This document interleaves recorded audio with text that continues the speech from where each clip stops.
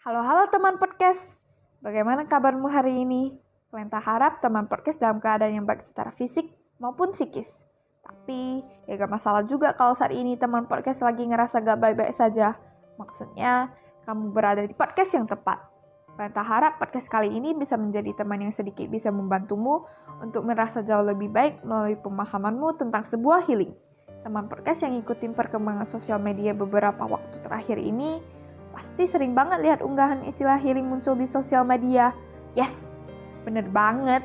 Ramai tren healing terjadi di kalangan masyarakat, terutama di kalangan generasi Z.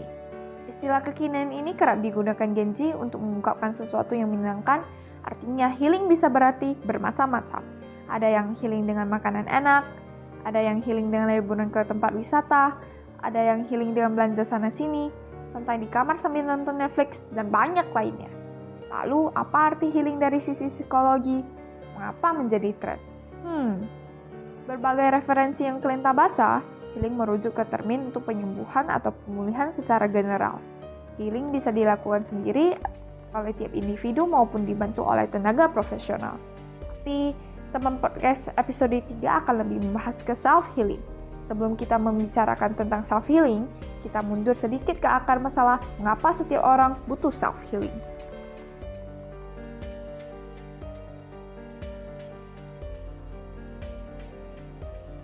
Begini, perjalanan setiap orang selama hidup gak selamanya mulus. Gagal dapat beasiswa, nilai-nilai sekolah turun secara drastis, ngerasa gak punya teman, kekerasan yang dialami sejak kecil, diputusin pacar, atau berbagai masalah yang lainnya. Lalu apa yang teman podcast rasain ketika mengalami pengalaman tak menyenangkan tersebut? Sakit hati, kecewa, marah, sedih. Ya, akhirnya meninggalkan luka bagi diri sendiri. Teman podcast akan mengalami trauma dengan pengalaman tersebut.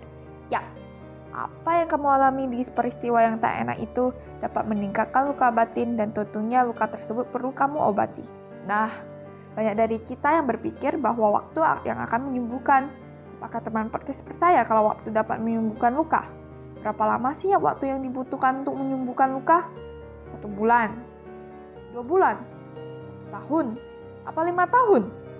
Tapi faktanya adalah waktu gak bisa menyembuhkan luka, tapi dirimu sendirilah yang menyembuhkan luka yang kamu miliki. Itulah kenapa setiap orang memiliki waktu yang berbeda-beda dalam menyembuhkan lukanya. Karena bukan waktu yang menjadi obat bagi luka kita, tapi kemampuan diri kita untuk menyembuhkan yang menjadi obat paling penting dalam menyembuhkan luka. Dan itu yang disebut dengan self-healing. Sampai di sini dapat dimengertikan teman podcast? Oke, Klenta akan mulai membahas self-healing dari berbagai sudut pandang dengan berbagai referensi yang Klenta dapatkan. Begini, self-healing merupakan sebuah proses untuk menyembuhkan diri dari luka batin yang dimiliki dengan bantuan kekuatan dalam diri sendiri. Yang perlu teman podcast ingat adalah self-healing merupakan sebuah proses yang tentunya tidak bisa dicapai dengan cara yang instan. Bahkan untuk memulainya, teman podcast perlu untuk membuka kembali luka yang kamu miliki tersebut. Membuka luka yang dimiliki teman podcast gak hanya membuat kamu merasakan sakitnya kembali, tapi membuka luka itu membantu kita untuk lebih mengenali hingga menerima luka yang kita alami. Semakin kamu menolak dan berusaha untuk mengabaikan luka yang kamu rasakan, akan membuatmu kesulitan untuk menyembuhkan luka tersebut. Jadi, perjalanan menyembuhkan luka ini bisa dimulai dengan mengenali luka yang kita rasakan. Untuk menyembuhkan diri sendiri, kamu bisa memulainya dengan mengenali dulu luka apa yang ada di dalam dirimu, menerima luka tersebut, dan tidak menolaknya, hingga akhirnya kamu dapat sembuh dari luka batin. Nah, Klenta ingin membagikan cara mempraktikkan self-healing dalam kegiatan sehari-hari untuk menemani proses kamu menyembuhkan luka batin yang kamu miliki.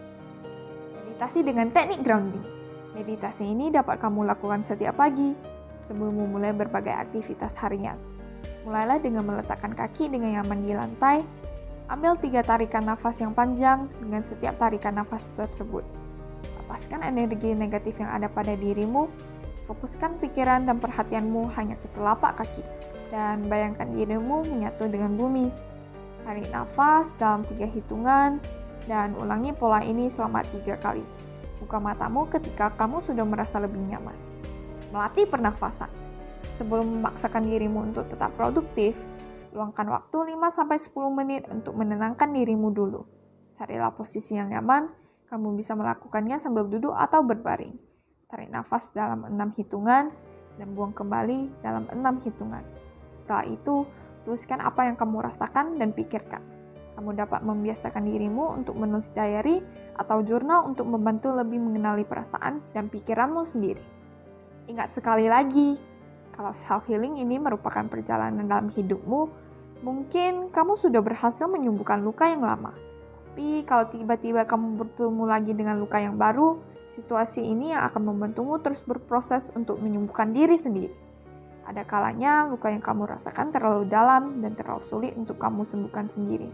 Ini wajar kamu alami dan gak masalah kalau merasa butuh bantuan dari orang lain atau tenaga profesional ya. Podcast self-healing selesai.